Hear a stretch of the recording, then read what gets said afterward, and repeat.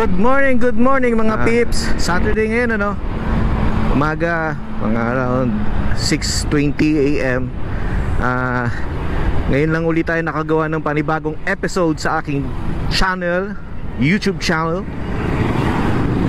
Pasensya na, madalang tayo nakagawa ng video. Hindi tayo talaga magkaroon ng oras na makagala eh. Pwede na. Magala eh. Kaya bihirang-bihira. Pagpasensya na, ako'y babawi. Pag ako'y nalibre, pagkala tayo buong taon. Ngayon, saan ang punta natin? As usual, sa Manukan, makakapag-burger at kape lang. Pero, meron akong gagawin ngayon na dati na ginagawa ng mga dating umaakit sa Marilaki. Meron kasi akong ditong mirrorless na camera.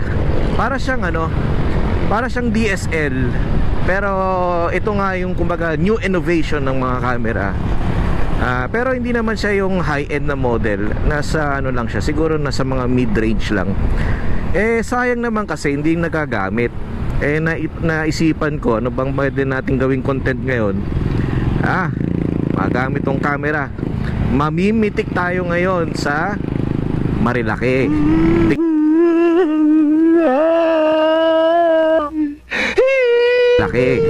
Tignan natin kung meron tayong talent sa pamimitik. Oh, no. Try lang naman natin. Pag wala, di change career. Yun lang. Lady rider. Ang dami ng mga lady rider ngayon ano? Mga malalakas na rin ang loob nila. Kadalasan pa nga mga sikat na vlog, big bike pa yung dala. Sana all. Tayo, ito lang, balik sa scooter, usual, nakikwento ko na sa inyo. Hopefully, sana magkaroon tayo ulit. Syempre, naked pa rin. Ang mga tinitignan ko ngayon is, napupusuan ko is yung mga ZH2, tsaka yung MT-10. Syempre, tatry na natin yung, kumbaga, pinakamalakasan na, tawagin nila. Hopefully, makabili tayo soon. Magkapera tayo. Guys, 2 kidneys for sale. Binebenta ko po ang kidney ko para makabili lang tayo ulit ng big bike. Char. Ang galing ang babata ng mga ngayon, ng mga nagbabike. Eto, totoy pa to.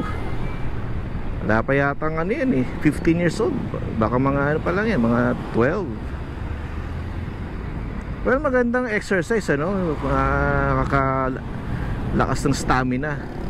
Kasi ang biking is nasa cardio category pa rin na exercise. So, pag cardio, ibig sabihin, heart. It's good for the heart. Yun nga lang, wala kang jowa, it's not good for the heart. So ito na, dito na tayo sa Mabong Parang guys. Nakapasok na tayo. Diretso na to. Compare nga naman sa Antipolo, diba? Sa Tikling. Kasi normally pag Antipolo tayo, Tikling ang daan natin, diba? Ngayon, since galing naman tayo ng Angono, mga galing Binangonan, dito na tayo dumaan sa Mahabang Parang. Dito pa lang may buena mano ka na agad ng magandang view, maluwag na kalsada, at semi-seming bangkingan, diba? So dito na tayo, sisimulan na tayo ng konting banking. Pati pala nagja-jogging, dami na rin dito pag umaga. Kung medyo mas malapit nga lang sa bahay ito, dito na ako magja-jogging kaysa mag-treadmill Siyempre mas pa rin yung lalabas ka kaysa nandun ka lang sa bahay tumatakbo. Maganda advantage yung may treadmill ka para kahit gabi. Pero siyempre maganda pa rin yung nakakalabas ka, nakakapag-socialize ka, nakakita ka ng nakakasagap ka ng sariwang hangin, view, etc. Ahon. So, ini-imagine ko lang pagka nagbabike ako, kaya ko kaya akitin. Tanong guys, dati rin ako nagbabike na siguro mga 2016, 17. Sinipag ako mag-mountain bike. Kung saan ako nakakarating from Taytay pa kasi ako nakatira doon Nakakarating ako ng Pililya, narating ko na rin yung sa San Mateo, yung Timberland. Madalas ako sa UP. Nakapunta rin ako ng Luneta, Ocean Park.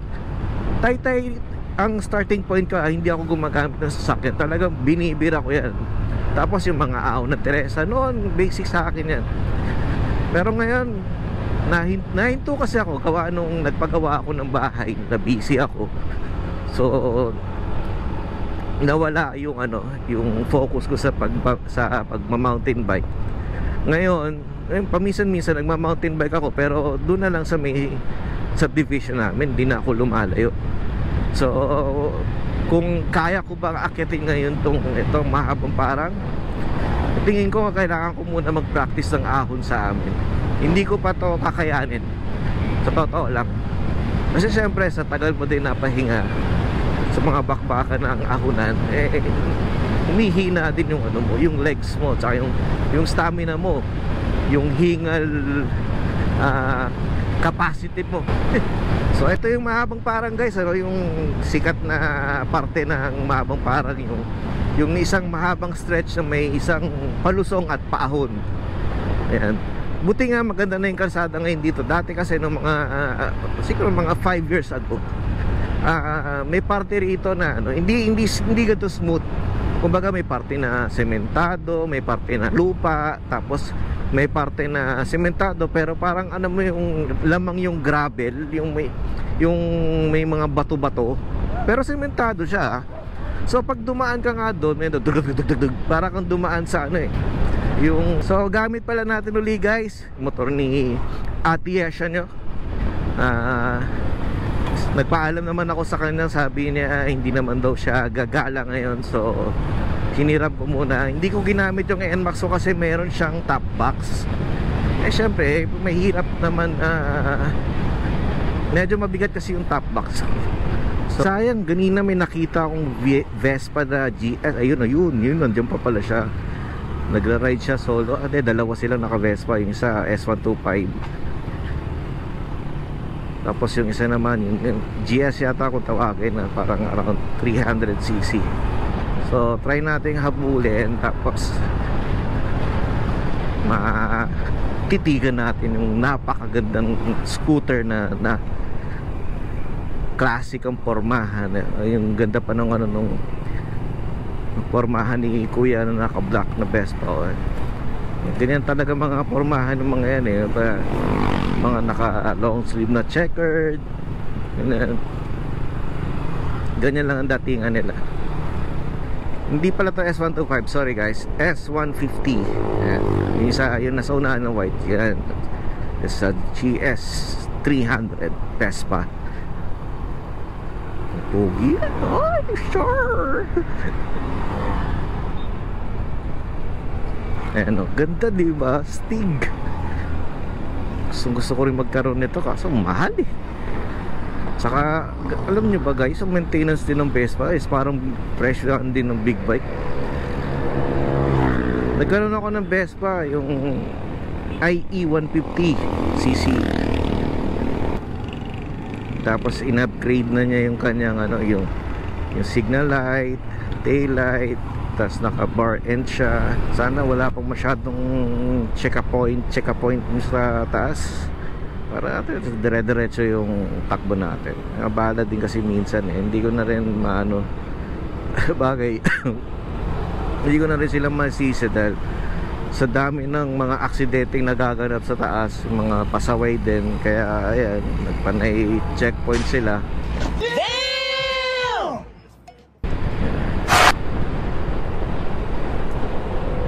Alas 7:05 na ng umaga, sila may mga OBR na sakay, sama nila mga misis at jowa nila na breakfast ride din sila, diba? Dati nga pala guys, pansin nyo, daming mga character dito na mga riders sa Marilaki. Naalala ko yan, yung helmet ni Kuya. Dati mayroon ditong may Sadako, diba? May Spider-Man, may Batman, tapos mayroon pa yung yung si It. Nakakatuwa Ngayon parang hindi ko na sila masyadong nakikita sa Marilaki. Kahit sa mga Facebook page na Marilaki, hindi ko na sila masyadong nakikita. Mga nagsawa na rin siguro. Alala ko pa nga dati may kirubin pa eh. Nakaano lang talaga siya, oh, literal na ano, naka-diaper. Tapos nakahubad siya. Tapos ewan ko kung nakita niyo sa Facebook page ng Marilaki eh, na para siya sa checkpoint. Eh paano nga naman, eh nakahubad siya. Minsan nga napapanood ko yung vlog ni Boss Reed na meron nga siyang ano, issue sa battery ng GoPro niya. Parang ano daw, nag-overheat. Hindi ko pa sure kung anong mangyayari pag nag-overheat, kung nalolobat ba agad or namamatay. Pero kung literal na overheat man sa akin, sa battery ko, hindi ko pa naman siya, I don't know, hindi ko naman din kasi madalas or nahahawakan eh. As per time na chinecheck ko na yung, halimbawa pahinto na ako sa isang ano, sa tatambayan ko, is nakapatay na yung ano eh, nakapatay na yung GoPro ko, pinatay kasi hindi kasi continuous ang recording ko. Ino-on ko lang to pagka may gusto kong sabihin, may nakita tayo ganyan na interesting, so doon ko lang siya ino-on.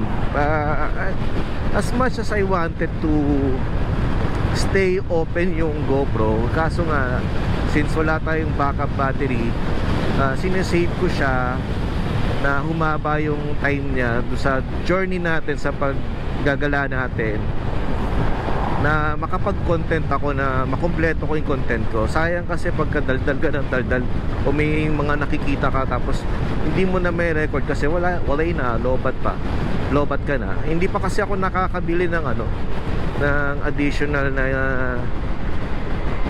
battery ng GoPro. Arwana. Ay hindi, ito yung CF Moto na 400cc guys. Ang ganda na tunog nito, promise. Para siyang ano, crossplay ng Yamaha. Oh, CF Moto yan. Ang ganda pati ng taillight niya, no? Kala mo ano, R1, mga forma ng sport bike ng Yamaha, 'di ba? So dito na tayo sa Manukan.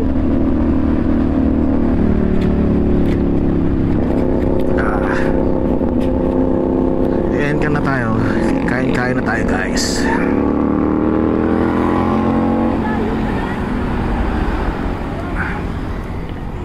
Gutom na ako. Kain muna tayo.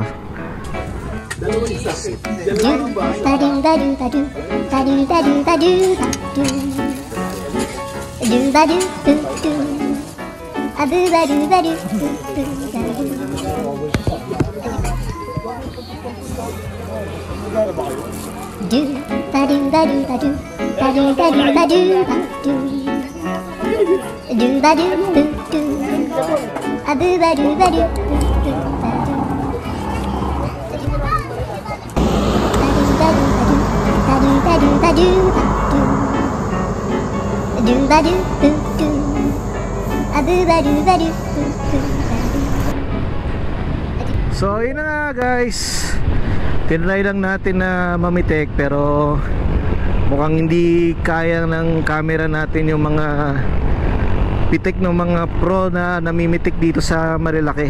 Pag nakikita yung mga retrato nila, ang layo sa mga kuha ko. May mga blurred shots ako na